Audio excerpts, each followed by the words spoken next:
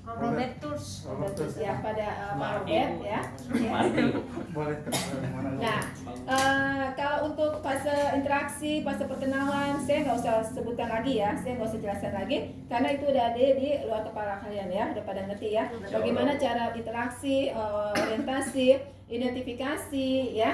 Ya seperti itu ya, isinya tuh itu ya, dari persiapan alat apa perkenalan ya, udah tahu identifikasi pasien dari mana caranya, udah tahu ya, gimana caranya coba. Permisi, selamat pagi. Ini identifikasi pasien, khusus identifikasi pasien. Oke, gimana Bu? Iya, identifikasi pasien kayak gimana? Kenapa sih? Iya capek deh. Ya udah. Identifikasi pasien, kita pengukurannya pakai apa? Oh, gelang pasien. Gelang Untuk pasien. identifikasi pasien ya. Oke, gelang pasien, terus samakan dengan gelang pasien, samakan dengan Di gelang. di gelang dan di Rekam rekam medis pasien. Ya. Kalau nggak di Yang disamakan apa? Nama, tanggal lahir. Ya, pokoknya seperti itu ya. Saya nggak sebutin lagi, itu harus udah bisa, udah ngerti ya tahapan-tahapannya udah di luar kepala ya. Oke, sekarang saya mau mulai dari yang nervus ke satu. Nervus ke satu apa? Olfaktorium. Olfaktorius itu dia berarti penghidu ya, penciuman ya. Penciuman kita untuk mengetahui seberapa besar sih fungsi penciuman, fungsi penghidunya pasien tersebut ya. Ada kelainan nggak di penciumannya? Kemarin pada yang kasus-kasus belum lama ini yang tuh kayak gitu tuh dia tuh mengemus-ngemus. Pada kasus COVID semua pada penciumannya mati ya, terganggu. penciumannya terganggu ya sampai sekian lama. Pasti yang kena COVID nggak cukup seminggu 2 minggu itu penciumannya hilang. Nah, tahapannya kalau kita mau melakukan pemeriksaan pada penghidu, kita pastikan kepatenan dari penghidup pasien, hidung pasien, di mana dia tidak ada sekret, baik sekret yang padat maupun yang cair, kemudian nggak ada rasa sakit ya, rasa sakit di hidungnya kita pencet ya, dan kita nggak ada massa di hidungnya ya. Kemudian kita tanyakan dia ada keluhan nggak sebelumnya. Pak Robert, ada keluhan nggak di untuk penciuman selama ini? Tidak ada. Nggak ada ya. Ada batuk, pilek, sering bersin-bersin? Bersin kalau misalkan dia area kayak kotor gitu dulu. Oh gitu ya, oke. Saya mau cek dulu untuk lubang hidungnya ya, bersih atau enggak, ada kotor atau enggak ya. Nah, kita lihat pakai center. Nah, kita pastikan lubang hidungnya itu bebas ya, paten ya, bersih, nggak ada sumbatan. Boleh lihat ya Pak? Ada. Belum sempat mobil. Ini mantap banget ya cahayanya ya, dikebit-kebitin dulu, dikepret dulu baru dia keluar cahayanya. Oke, dia nggak ada ya. Nah, udah kita lihat pakai center, kita raba. Ya. Sakit nggak Pak? Tidak. Nggak ya. Oke, baik. Nah, berarti oke ya. Nah, sekarang kita tes penciumannya, ya penghidunya dengan menggunakan aroma. Aroma-aroma yang biasa digunakan biasanya yang familiar dengan kita semua, seperti aroma kopi, kemudian teh, kemudian ya tembakau seperti itu ya, lemon ya. Dari mana Kak rumah sakit? Bu Hati Bu. Oh iya Bu Hati seragamnya ya. Tembakau, lemon seperti itu ya. Dengan cara pasien diminta untuk menutup matanya. Menutup matanya, jangan intip-intip. Menutup matanya dan menutup satu lubang hidungnya, ya. Oke, boleh Bapak tutup matanya. Kemudian lubang hidung yang satu berarti yang mana? Yang kiri ya, ditutup. Nanti Bapak sebutkan aroma apa yang saya sampaikan ya. Boleh tutup matanya? Tadi itu apa aja Bu? Apa aja? Ya, tembak, Cok. Apa aja? Enggak dong. Lu tembak, Cok. Nanti kan saya nanti yang mau tampilkan hasilnya dari pemeriksaan saya apa yang dapat. Ya udah pura-puranya bisa kayak enggak kayak terserah ya. Ayo tutup matanya, tutup satu lubang hidung ya. Enggak usah belum aja gitu ya. Oke, sip. Repot nih pasien. Ya. Oke. Nanti dibilang ya, ini aroma apa ya? Jahe. Kecubung. Teh Bu. Dia tahu nggak dia begini? Enggak. Kebetulan nggak tahu itu dia Oke, sebenarnya nggak tahu. udah. Enggak. Ini Kak. kopi Oh, iya. kapal api aja. Kopi aja. Ayo duduk lagi. Coba bau ular Oh, dia tahu. masih kopinya itu masih dulu bilang bau kopinya. Bentar Bu. Aku nggak lihat. Itu jangan Kayaknya masuk. kesedot deh Iya, Bu, serbuknya. bukan masuk, Bu. Makanya jangan disedot, Bet. Baik, Minum. jangan ngintip. Itu buri. Nggak bisa nebak Bu. Gitu dong, Bang. Oh, rusak kita sarangnya rusak. Nggak boleh Bu, boleh Bu. Ini mah otaknya yang Dari rusak. kemarin tanda tanda. Rusak gara-gara kopi. Sedot Mau semuanya. vanilla Bu, vanilla. Vanilla, ya. Ya, siap. Oke, kita pindah ke sisi hidung ya, bisa pindah lagi. Ya, matanya itu, kakak tutup matanya. Nah, Dia kering matanya. Sedot semua. Kopi Bu. Ini apa disedot serbuknya? jadi, Bentar Bu. Ayo, Aduh. Kopi lagi jadi kopi. teh Bu. oke, tadi gue udah nggak bisa jawab ya, yang saya ya. Iya, iya. Oh, rusak yang Udah kanan. lagi. Vanilla Bu. Oke, sip. Oh, rusak. Udah apa rusak? lagi ya? Rusak yang kanan. Enggak, Tadi kan nggak sebelumnya tahu. dia nggak bisa jawab, Vanilla dia bilang, yang buat bikin kue itu tuh yang buat bikin kue ya, nggak apa-apa ya. Iya. Nah, Boleh Bu. yang penting dia ngerti kan mengarah-arahnya sama kan. Nah, kemudian itu udah berarti di apa namanya olfaktorius di penciumannya tidak ada masalah ya, aman karena beliau satu di anatomi hidungnya tidak bermasalah ya. Kemudian di penciuman di penghidungnya bisa menyebutkan apa yang kita tes ya. Kalau yang kita tes uangnya ini kita tes secara baik dan benar. Nah kemudian yang kedua apa? Dapus apa? Optikus. Optikus. Optikus berarti kita penglihatan. Itu ada dua, dia pakai visual dan pakai luas pandang. Ya. Nah, visual di sini ada beberapa item caranya ya. Pertama dia dengan cara diminta untuk membaca. Ya, untuk membaca, kemudian dengan yang kedua dengan menggunakan tes buta warna. Ya. Yang ketiga dengan Sheldon chart ya. Kita pakai yang ini. Sheldon chart.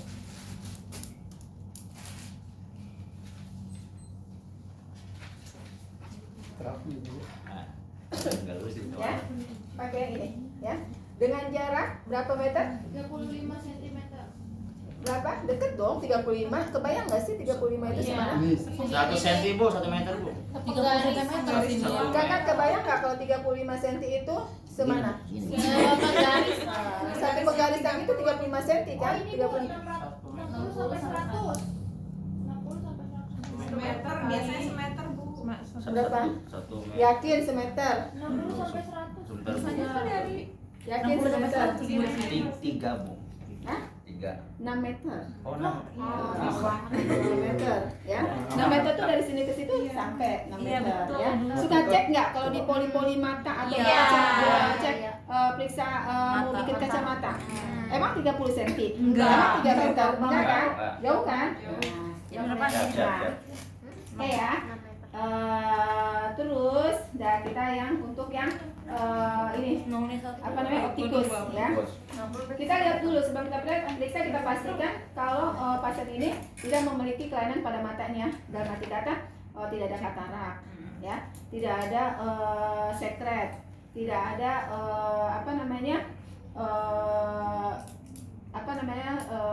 bintilan tuh. Apa ya tuh? Lupa namanya. Biosis.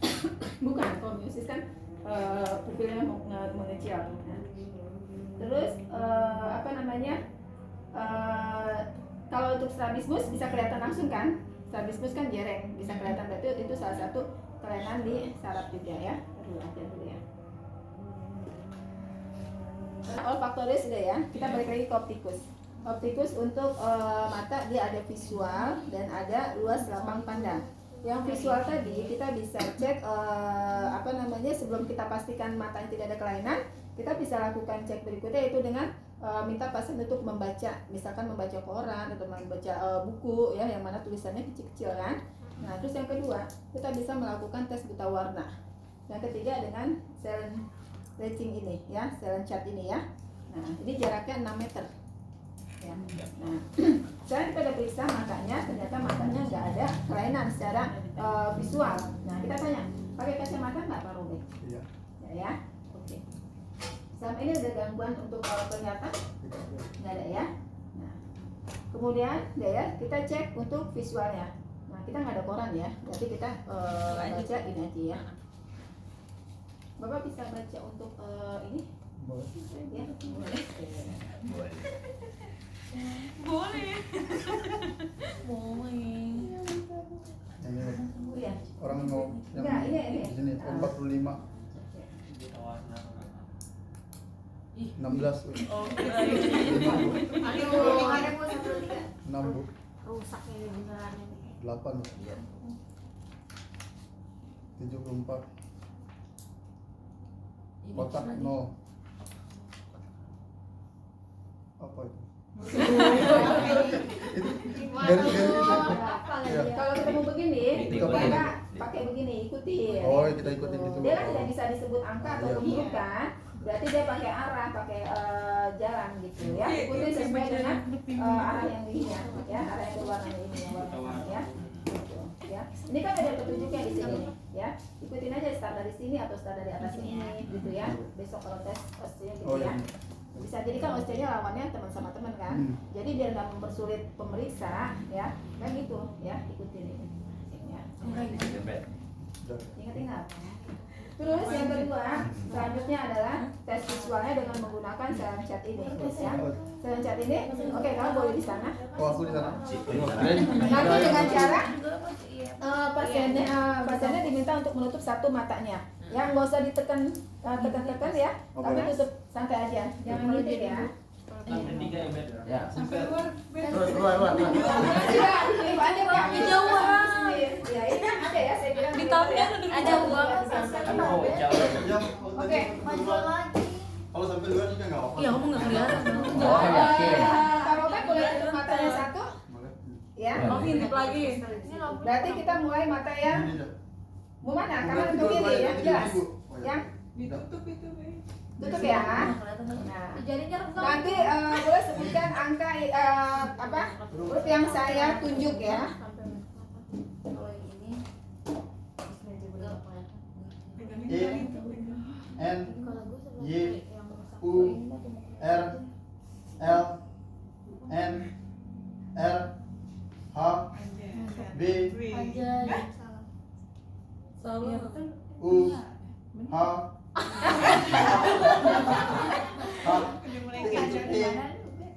P, E, C, Oh, kelihatan dia. Aku di sini Iya. ya udah kelihatan. Ya, boleh tutup yang matanya satu lagi? Langsung Jadi buka. kita Jangan-jangan udah apa itu angkanya. Nah, enggak, kita anggap dia bisa sampai ke bawah bisa ya. Jadi dia Ini jadi normal tekan, badan. Be. Ya. Begitu Nah, aja. terus jangan lupa ya kalau udah kanan kirinya juga sekalian ya. Kita periksa. E, Z, V, F, S, T, S, H, B, C, U, B. Oke ya. Berarti normal ya. Masih bisa ya. Jam bro. Saya mau tanya, kalau misalkan besok bisa aja ya si pemujinya bilang ini tidak terbaca semua, ya, tidak terbaca semua. Terus pemeriksaan kita alternatif lainnya apa? Selain dengan ini nggak bisa nih, ini nggak bisa, gagal, nggak bisa yang gede dibaca, walaupun yang gede juga nggak bisa. Saya nggak bisa baca yang gede. Terus sebagai pemeriksa ya untuk nervus tuberosal kranial, apa yang dilakukan untuk optikus ketika visualnya pasien nggak mampu untuk baca selang chart ini? Boleh dengan warna nggak? Hah? Warna apa? Apa? Pakai apa? Melihat jari-jari. Iya, pakai jari. Ini Satu. boleh tutup matanya ya. Misalkan nggak pasiennya nggak bisa di sini, Bener, Bet? dia nggak bisa baca ini, ya. Kalau Pak Robert boleh tutup. Pak Robert bilang nggak bisa Bu, nggak bisa baca semuanya gitu ya. Oke, nggak bisa. Nah, kita cari alternatif lain ya. Pakai jari tangan pemeriksa ya. Boleh tutup matanya Pak Robert. Lihat angka jari saya ada berapa? 2, 3, 4, 3, 5, Nah, tukar satunya lagi. 8, 2, 3, 4, 1, 2. Nah, oke, yang ini ternyata nggak bisa juga, nggak bisa sebutin. Tadi kan bisa ya. Ceritanya nggak bisa sebutin. Ya, pakai apa lagi? Pakai apa lagi? Benda. Benda apa? Benda tanya. Benda apa? Benda. Pakai apa? Selain cat nggak bisa, pakai jari nggak bisa juga. Ayo pakai apa? Pakai apa? Cahaya. Ya, cahaya. Tapi bukan ini ya. Pakai cahaya ada. Nah, cahaya itu dia akan 3 warna ya. Ada merah, biru, putih ya. Tapi ada beberapa warna ya. Itu pakai cahaya. Nah, dengan cahaya tersebut bisa atau enggak? Masih nggak bisa juga berarti Buta. ya. Ya, apa namanya? Risiko ke mengarah ke kebutaan ya. Kan ada yang buta dia tidak terlihat, butanya buta seperti kita normal gitu, mereka kan ada kan. Nah, bisa terjadi pada kasus-kasus glaukoma ya seperti itu ya. Yang tekanan bola matanya tinggi. Itu bisa dia buta, tapi butanya tidak berbentuk visual buta, masih seperti kita, cuman dia katakan bola mata tinggi, nah dia buta. Cahaya pun dia nggak bisa lihat ya. Jadi kalau sampai cahaya dia nggak bisa lihat, kita berpikirnya ke sana, curiganya ke sana. Harus lebih spesifik lagi, lebih dalam lagi untuk pemeriksaan nervus opticusnya. Ya, oke udah. Itu udah ya untuk ya visual. Jadi diingat-ingat visual tahapannya itu ya. Nah, sekarang yang opticus yang keduanya adalah luas lapang pandang. Ya. Luas lapang pandang kita untuk mengetahui seberapa kemampuan mata pasien untuk melihat benda yang kita sampaikan nih ya, perantaranya dia seberapa luas lapang pandangnya ya. Nah, sekarang Pak Robert duduk santai aja ya. Kemudian Pak Robert matanya melihat ke mata saya. Nanti saya kasih objek ya. Pak Robert perhatikan objek yang jalan dari saya ini sampai seberapa Pak Robert mampu melihat benda tersebut tanpa Pak Robert menengokkan kepala Pak Robert atau leher Pak Robert ya. Kalau begini mata bisa Matanya diharapkan mengikuti benda ini Oh, iya. ya. Nanti dilihat sampai seberapa kemampuan untuk melihatnya ya. Lihat, lihat, lihat Bu, lihat, lihat, lihat, lihat Bu. lihat, lihat, Tegang banget ya. Lihat, lihat. terlihat. Oke, sip ya. Berarti dia luas lapang pandangnya bagus untuk yang sebelah kiri. Sekarang kita tes yang luas lapang pandang untuk sebelah kanan. Matanya jangan dilirik-lirik ke lain, ikutin aja ya. Lihat, lihat, Terlihat, lihat, terlihat, lihat, terlihat. Lirik kan. lihat. Masih, Saya motor. Masih, Side up. masih, masih terlihat. masih. Ya, oke ya. Berarti normal, tidak ada masalah. Nah, berarti olfaktorius dan optikusnya lulus ya. Terus yang kita periksa lagi saraf nervus ke 3, 4, dan 6 yaitu nervus Oh, kumulatif. terus terus ya. Abdusen. Nah, itu masih sekitar mata. Tapi yang tadi kan mata yang optikus itu untuk visual dan luas lapang pandang. Kalau yang ini kita untuk melihat reaksi dari pupil ya. Pupil ketika dia disinari oleh cahaya, mendapatkan sinar cahaya. Terus selain itu juga untuk akomodasi pupil dan pergerakan akomodasi mata dan pergerakan bola mata ya. Kita mulai dari yang pupil. Normal pupil berapa? 2. Nah, cara bacanya gimana, Kak? Jika dia membesar, lihat nih pergerakannya. Normal 2, terus penulisannya? 2 strip 2. Ya, berarti yang pertama itu adalah mata. Kiri. Atau Yang pertama mata? mata kanan. Iya, bacanya gitu. Yang pertama terus ada mata kanan. Untuk baca cahayanya? Plus. Iya, positif. Nah, kalau untuk bentuknya, kalau dia tidak sama, disebut? Kita sebut amiosis, Bu. Tidak sama, Oh, disebut? amiosis. Tidak sama. Bukan cereng. Tidak sama. Jadi anisokor ya. Kalau sama ukurannya? Isokor seperti itu ya. Kalau amiosis, miosis berarti dia bisa mengecil, udah bisa mengecil tidak mengecil. Nah, sekarang kita tes untuk pupilnya. Tes pupil ini ada yang direct and indirect. Yang direct secara langsung, yang indirect dengan kita kasih celah, kita kasih penghambat ya. Jadi yang indirect itu kita mengharapkan mata pupil yang tidak tidak dikasih cahaya, dia normalnya tuh bisa miosis juga, bisa berkontriksi juga ya, bisa mengecil juga. Kita lihat untuk pupilnya ya. Kalau yang mau lihat, udah pernah lihat pupil semua? Belum. Ya, sekarang kita lihat sini. Kayak kucing gitu. Nggak usah digerak-gerak. Nah, dia jadi pupil itu yang ada di tengah-tengah yang hitam. Yang hitam ada lingkaran lagi, dan di situ kalau terkena cahaya dia akan berkontriksi ya, membesar, mengecil seperti itu ya. Nah, ini kita lihat dari satu yang ini dulu. Ayo ini gerak-gerak. ya, berarti ini normal ya. Kalau untuk katarak, pasien katarak itu dia nggak bisa ini kan, nggak bisa berkontriksi ya, kecil dia. Nah, terus yang kedua itu kan ya, itu yang secara direct. Yang indirect kita kasih hambatan. Kita kasih hambatan di sini ya.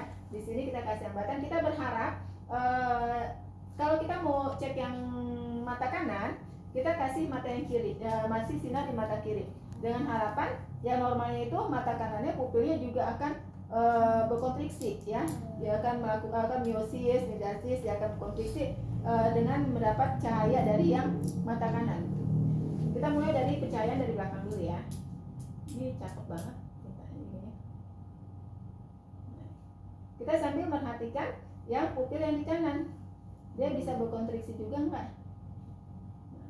Ternyata bisa ya.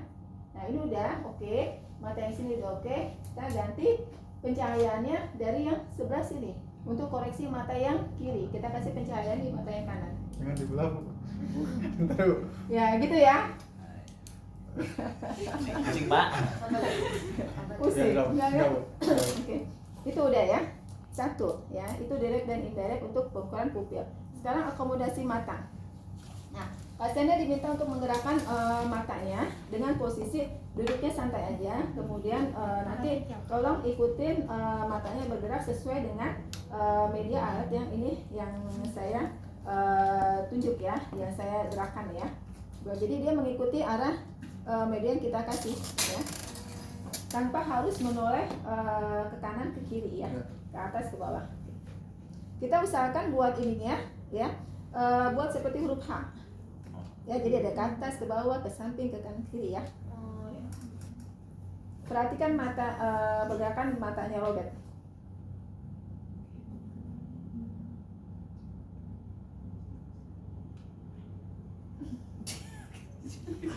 Tidur nih, tidur. Ya, jadi dia matanya bisa bergerak ke atas, ke bawah, ke kanan, ke samping gitu ya. Oke, itu yang tadi kita pakai media ya. Sekarang kita nggak pakai media. Pak Robert tolong nanti gerakin matanya ya. Saya mau lihat akomodasi dari bola matanya ya. Pak Robert tanpa gerakan kepala maupun leher, Pak Robert bisa angkat bola matanya ke atas, ke samping, ke kanan, ke kiri dan melotot. Ya. Coba. Ke atas dulu ya. Terserah. Pokoknya diputar-putar aja. Sip. Ya, bisa ya. Ya. Nice. Melototnya belum. Aduh, kan kecil mataku. Udah. Pokoknya gitu ya. Coba Bani melotot. Wih. Udah lama nggak ketemu Bani. Rambutnya udah hitam sekarang. Cakep Nggak banget. mahal lagi. Udah Nanti mau tobat. diumuin. Udah tobat ya. Enggak juga. Enggak juga. Oke, itu udah. Habis itu apa lagi yang diperiksa? Udah nih, nervus yang 346 udah selesai. Terus Nervus trigeminus. Yang kelima, Bu. kelima Trigeminus. trigeminus ya. Trigeminus berarti ada persarapan yang dia sensorik dan motorik. Yang kita mulai dari yang apa dulu? Mau yang sensorik atau motorik? Motorik. Dari yang motorik. Nah, dari motoriknya untuk yang trigeminus kita bilang sama pasiennya untuk mengartukan gigi. Dikartukan ya. Nah, benar-benar ditutup, dikunci mulutnya. Nah, kita cek di sini ya. Lagi sakit Tulang mastoid sampai ke temporal, pasti dia akan mengalami penerasan. Ya, coba dikatukan masing-masing, dikatukan ya, diraputkan giginya, terus diraba sendiri untuk yang sini. Pasti ada perlawanan kan, keras dia ya. Seperti itu ya. Oke, terus yang motorik yang kedua ya, kita minta pasien untuk membuka sedikit mulutnya.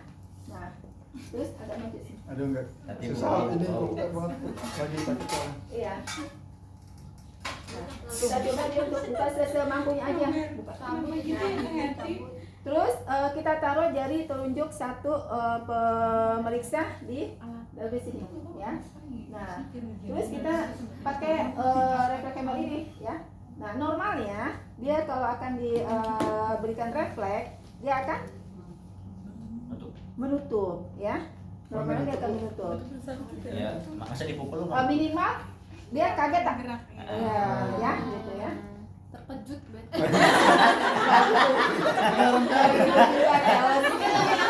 Tapi benar nih. Ya, pokoknya ada refleks yang normalnya itu ada refleks dia ada refleksnya ya ketika kita lakukan hentakan ya seperti itu. Nah, itu untuk yang motoriknya di trigeminus ya. Untuk yang sensoriknya. Nah, untuk yang sensoriknya kita bisa pakai usapan. Udah, mau lagi? Udah. Ya, sensorik kita bisa pakai usapan ya. Usapan itu ada dia merasakan usapan yang lembut atau usapan yang tajam. Ya. Nah, tajamnya jangan. Ya. Terus yang kedua, dia bisa pakai suhu ya. Jangan panas ya. Kalau panas nanti merusak kulit ya. Mahal skincare-nya. Iya, siap. Nah, jadi apa namanya? Pakai yang hangat dan dingin. Ya, nanti kalau ditanya, misalkan kan teman-teman ngerjain satu aja nih ya, terus kata pengujinya, kok pakai itu, bukannya pakai hangat panas? Bisa aja Pak, karena kan sama-sama yang penting sensorik. Kita ngetesnya trigeminus sensorik. Nah, saya pakainya ini Pak yang dengan usapan, ya, biar pasien merasakan itu usapannya yang diberikan lembut atau yang tajam, gitu ya. Gimana caranya? Nah, kita di antara kelopak mata atas dan bawah kita kasih usapan, kemudian di mana sini ya tulang pipi ya, di zygomatikus ya. Nah, sama di sini mandibula ya. Nah, mandibula. Oke. Saya tajam pakai ini. Enggak apa. Terus Kalau bisa aja Bu. pakai pisau. Kalian Bu. Dipanggang. Ini Kak. Nah, sebenarnya tadi mau saya bilang ya sama pasiennya ya. Nah, tajam, Tapi nggak halus perlu. mau saya bilang ya. Tapi kan saya ngasih tahu ini biar nanti buat ujiannya. Nah, maksudnya seperti itu buat ujian, jadi biar tahu maksudnya tajam itu seperti itu ya. Nah, minta pasiennya untuk menutup matanya. Nah, nanti saya akan lakukan usapan ya di area wajah Bapak. Nanti Bapak sebutkan usapan itu seperti apa ya? Apa dia halus atau dia tajam ya seperti itu. Oke. Boleh ditutup matanya. Nah, atas mata atas ya, kelopak mata atas, kelopak mata bawah ya, di zygomatikus sama di mandibula ya. Halus Bu. Halus. Kasar Bu. Halus Bu. Kasar. Halus Bu. Kasar. Kok kasar sih? Tajam kali. Di mana-mana tajam. Oh, tajam. Oh. Lalu ditusuk itu. Sobat. Bedainnya. Kasar tuh tojong mau tojong. Ya udah, enggak oh. Ya, Ini tahu lah. Ibu banyak kurang tajam, Bu. Kayaknya lebih Pakai gini. bilang Tahu pakai nggak pisau, tadi Bu. si itu pakai itu tusuk gigi. Tuh, Dia tusuk gigi tuh. Jarum bentuk. Makanya saya bilang dari ini ya. Jadi gitu ya. Jadi teman-teman nanti melakukan usapannya ya, baik dengan usapan halus atau tajam maupun dengan suhu hangat atau dingin. Jangan asal gini ya, dia ada titiknya ya. Jadi di kelopak mata atas, kelopak mata bawah, di zygomaticus, di mandibula ya, seperti itu ya. Oke, udah. Iya. Terus, tadi udah ya. Ini udah ya, trigeminus udah. Udah ya, sampai di sini trigeminus. Nah, terus habis trigeminus apa lagi? 7 fasialis. Fasialis untuk pesarapan pada Lidah. Wajah. wajah ya. Nah, dia ada sensorik, ada motorik juga ya. Terus Sofinya suruh di ini. Iya. Rekod. Nah, terus yang fasialis dia pesarapan untuk wajah. Yang pertama kita yang motoriknya dulu ya. Ya, motoriknya dulu. Nah, pasien Bapak duduknya santai aja. Nanti saya minta Bapak Robert untuk memejamkan matanya. Nah, ketika Pak Robert memejamkan matanya, ya kita lihat sekuat apa, terus kita berusaha untuk membuka matanya. Sekuat apa Pak Robert bisa mempertahankan pejaman matanya. Ya, kalau pada pasien-pasien lumpuh ya atau kelumpuhan di area wajah, dia nggak akan bisa mempertahankan pejamannya. Ya, oke, boleh dipejam matanya. Nah, kita berusaha untuk membuka pejamannya ini. Ya, oh ya. Nah, bisa ya, ya. Dan kita juga akan terasa berat. Ya, akan terasa berat ketika kita Bapak berusaha membukanya. Ya. Terus yang kedua, Bapak boleh naikkan alisnya. Nah, karena rambutnya model poni begini, nggak akan kelihatan. Ya. Nah, gitu dong. Nah, Nice. tetap nggak kelihatan.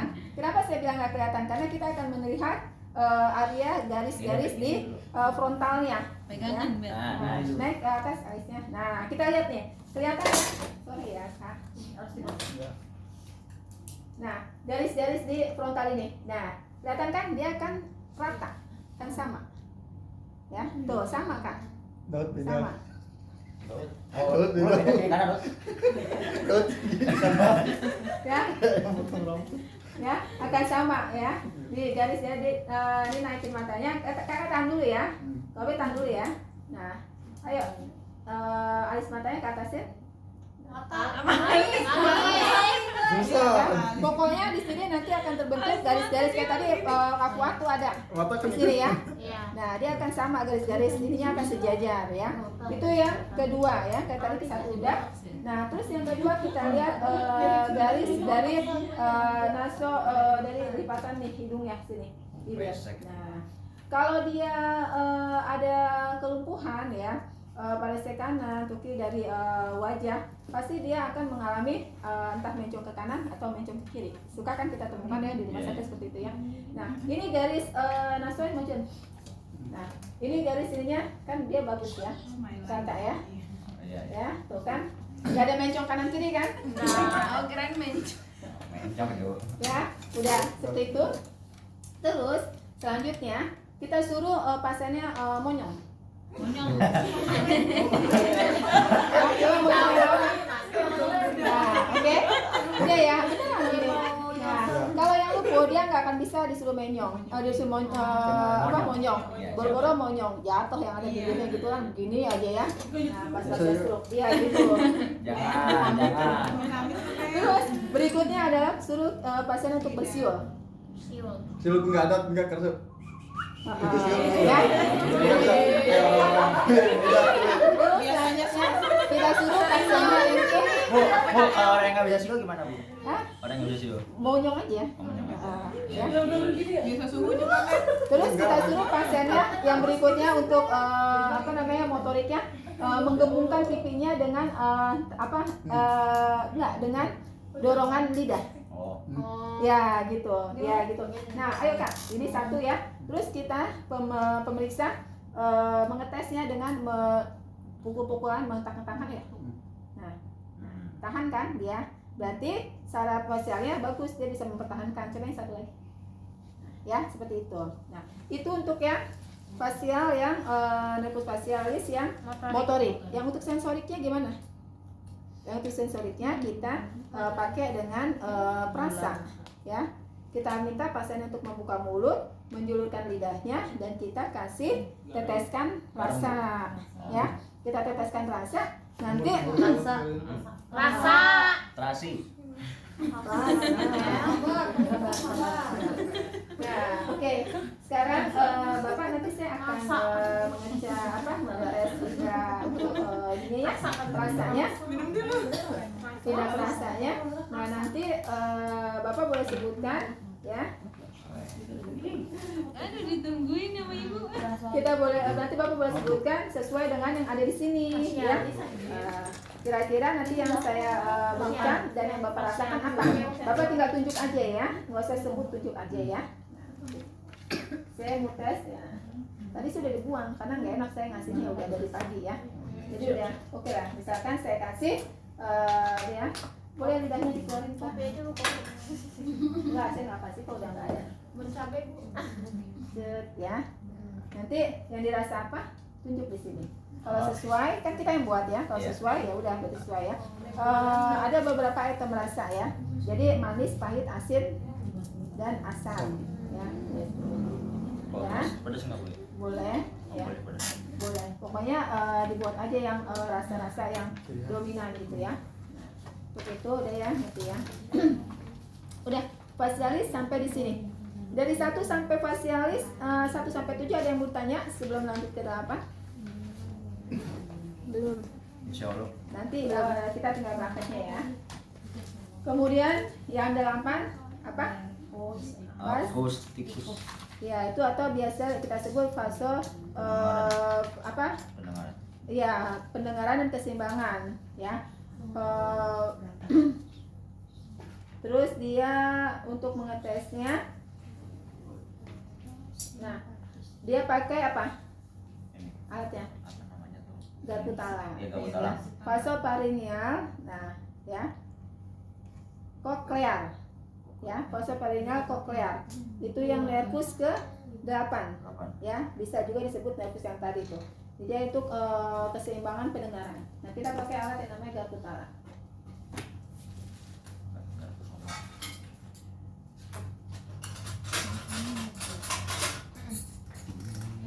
Nah dia ada 3 sistem untuk vasoparinal koklear ya di sini ya. Untuk keseimbangan pendengaran kita pakai alat garpu talang. Yang pertama adalah kita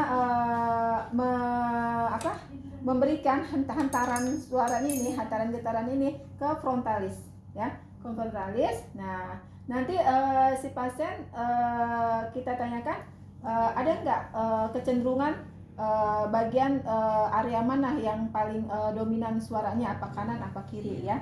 Kalau misalkan ada perbedaan di sisi itu ya, berarti kita curiga adanya tuli ya, tuli kondusif ya. Misalkan di kanan yang kurang berarti ada curiga tuli kondusif, begitupun juga yang kiri. Nah itu yang disebut dengan teknik Wiener ya, di nervus ke-8. Terus yang kedua Rina. Rina itu mendengarkan hentakan ini suara ya, kemudian kita di area hantaran di tulang dan udara.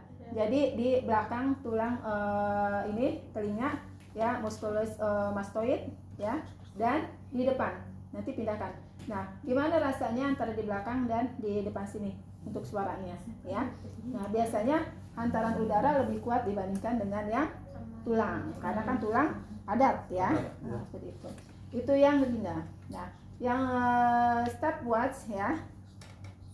Nah, stopwatch ya. Nah, dia itu kita kasih hantaran ya, antara pemeriksa pasien dan pemeriksa itu mempunyai kemampuan pendengaran yang sama ya. Pokoknya kita berikan ke pasien ya, pasien bilang dengar, terus pindahkan ke pemeriksa, pindah lagi masih dengar, dia bilang dengar, kita pindahkan sampai si pasien ini tidak mendengar lagi suara yang dari garpu talang ini. Nah kalau dia sudah bilang tidak terdengar, kita pastikan benar nggak ucapannya ya. Jadi diharapkan antara pasien dan pemeriksa itu mempunyai bobot yang sama, bobot penilaian yang sama dari garpu talang ini, yaitu sama-sama penilaiannya benar ya. Nah kalau misalkan ternyata tidak sama, berarti ada kelainan baik di sisi kliennya maupun di sisi pemeriksa ya. Apa? Sudah. Ada yang mau tanya sampai sini? Jadi misalkan begini ya. Ini keberatan lambut. Nah, kita taruh di tengah. Ya, kita taruh di tengah. Nanti dikira-kira klien ini mendengar keduanya sama nggak?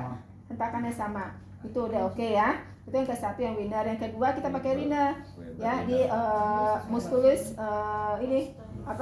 mastoid ya di belakang telinga. Ini untuk membedakan antara tulang dan udara ya. Biasanya yang depan ini lebih terdengar kencang suaranya dibandingkan dengan yang belakang, karena belakang tulang itu padat ya. Nah, kemudian setelah itu udah oke. Nah, baru kita yang antar pemeriksa ya. Stopwatch. Nah, ya seperti digetarkan lagi, tempel ke sini. Udah nggak Kak? Udah. Ya, nanti kasih ke kita. Sampai nanti dia bilang tidak ada, kita pun bilang pastikan tidak ada ya, seperti itu. Oke? Ya, itu untuk keseimbangan pendengaran. Gimana kalau dengan keseimbangan fisiknya? Jalan. Iya, ya. Kita bisa pasiennya disuruh untuk berdiri. Kak, boleh di sini Kak. Maka berarti kakinya satu ke depan, ya. Terus ya, yang ini yang satunya lagi tumitnya di depannya. Itu ringkasan Tumitnya di depannya, tumitnya yang gini ya Pak. Jari. Ini satu, nah ini tumitnya begini. Nah terus tangannya dihentakkan gini. Nah, kita hitung sampai hitungan ke 30, 1 sampai 30 bisa seimbang nggak, bisa tetap balance nggak kondisinya, ya? Atau satu lagi bisa tangannya di sini, begini, ya bisa nggak dia seimbang sampai hitungan ke 30, ya? Atau dia bisa berjalan dengan kita buat garis, ya, dia bisa nggak tetap sejajar dengan garis tersebut, tidak melewati garis tersebut, atau berjalan di area yang kita tunjuk area situ, dia bisa tetap di area tersebut atau dia melenceng dari areanya tersebut ya. Itu keseimbangan tubuhnya. Iya. Sudah? Ya, siap. Itu yang ke-8. Nah, terus 90 gabung ya. ya 9-10 gabung, yaitu glossopharyngeus ya sama vagus ya. Nah, itu untuk menilai apa? Tong, pakai. Itu untuk menilai area di sensorik dan motorik di lidah ya. Untuk ya di sini ada yang pertama adalah kita lihat untuk kita melihat epiglottisnya dan pita suaranya kita lihat ya. Dengan cara gimana? Pasiennya diminta untuk membuka mulut ya. Buka mulut dan Bapak ucapkan gitu ya. Tolong.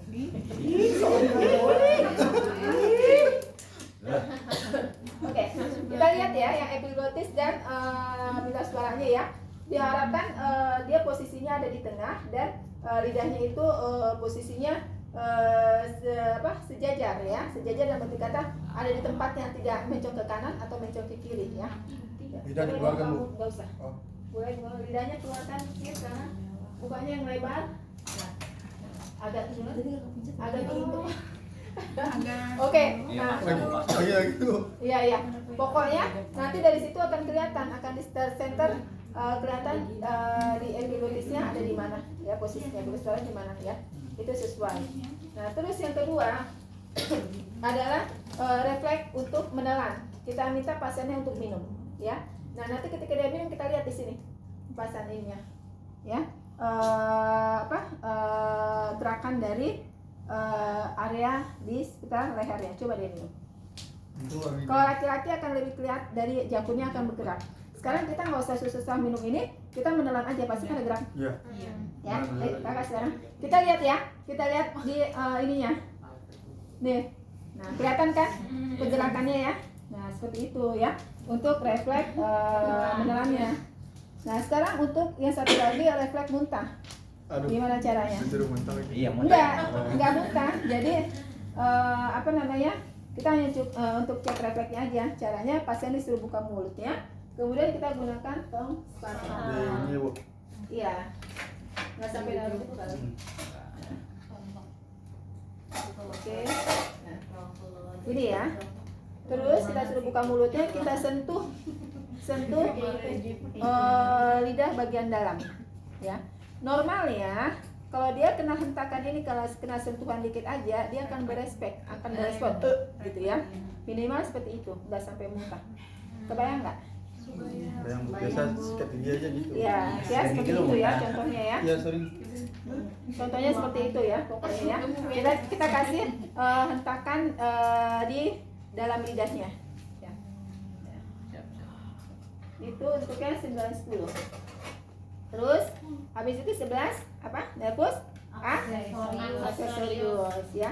Aksesorius itu kita melihat tahanan dari muskuler stenomastoid ya. Nah, iya 11. Dan dia berperan sampai ininya temporalnya ya. Nah, kita lihat pasiennya disuruh menghadap ke sisi kiri. Setelah itu nanti sisi lawannya, sisi kanan ya. Kita suruh menghadap ke sisi kiri. Kita lihat ke sini deh. Ke sana. Ini tuh Ini aja ketinggian. Ya. Pasiennya diminta silakan untuk menghadap ke kiri. Nah, ketika dia begini, kita lakukan perlawanan ya dengan tangan kita ya. Bisa dengan ini, kalau ini nggak kelihatan ya, coba ya begini aja ya. Gini aja deh. Nah, kita lakukan perlawanan ya.